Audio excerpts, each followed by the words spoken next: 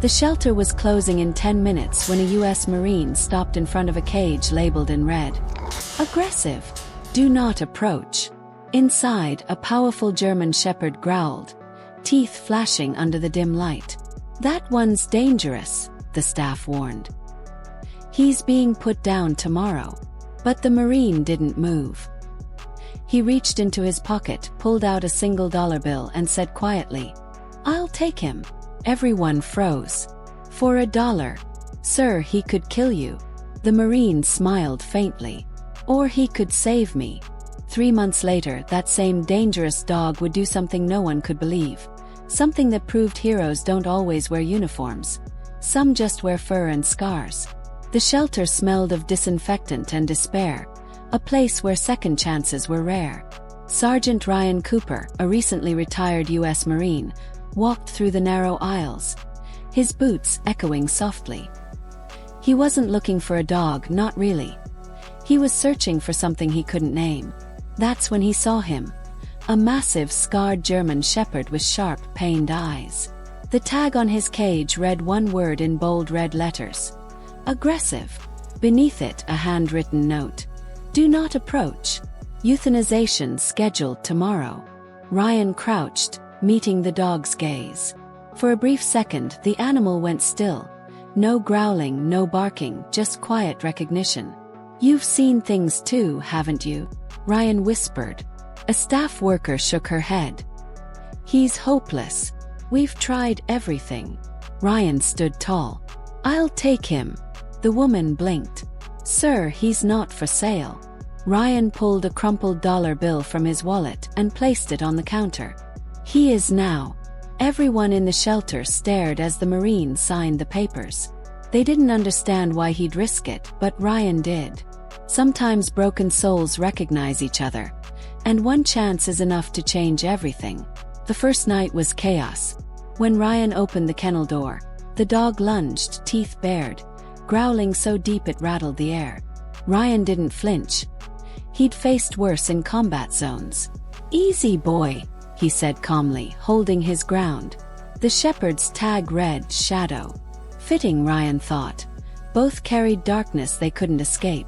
The shelter staff had warned him. "He bites. He's unpredictable. He's not safe." But Ryan believed aggression wasn't born, it was taught. Somewhere in that anger, there was fear, and he'd seen enough soldiers hide pain behind anger to know what that meant. The first few days were rough. Shadow wouldn't eat, barked at every sound, and retreated when Ryan tried to touch him. But Ryan never raised his voice. Every night, he sat quietly beside Shadow's crate, reading from his old field journal. Stories of courage, loss, and survival. Slowly, the growling softened. Shadow would glance at him, eyes unsure but curious. "It's okay, soldier," Ryan whispered. "You're safe now." And for the first time, the dog didn't look away. Weeks passed and progress was slow. Every small victory felt like a battlefield. Ryan learned to move gently, to never corner Shadow, to let him come on his own terms. Trust couldn't be forced. It had to be earned. During morning training, Shadow watched from the porch, tense but curious. One day, Ryan dropped his glove. Shadow padded over, picked it up, and placed it beside him. Ryan smiled. "Good boy." That night, Ryan dreamed of his last mission. The explosion, the chaos, the silence. He woke in a cold sweat to find Shadow sitting beside the bed, resting his head on Ryan's knee.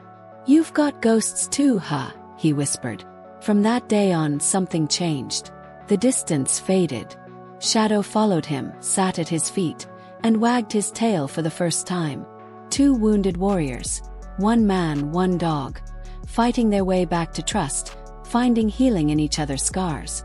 Then, one ordinary morning, everything changed. While jogging through the field behind his farmhouse, Ryan heard a rustle in the grass. A rattlesnake struck. Before he could react, Shadow leapt between them. The snake's fangs sank into the dog's leg. Shadow yelped but didn't retreat, growling until the danger was gone. Ryan tore off his shirt, wrapped it around Shadow's leg, and carried him nearly a mile to the truck. The vet said the odds were low, the venom was strong. Ryan refused to leave his side, sleeping on the floor for 2 nights. "You saved me once," he whispered. "Don't stop now." On the 3rd morning, a faint thump, a wagging tail. Shadow had made it. The dog, once labeled aggressive, had proved his true nature, loyal beyond fear, brave beyond reason. When Shadow came home, he was calmer, gentler, as if death had stripped away his walls. But loud noises or uniforms made him freeze.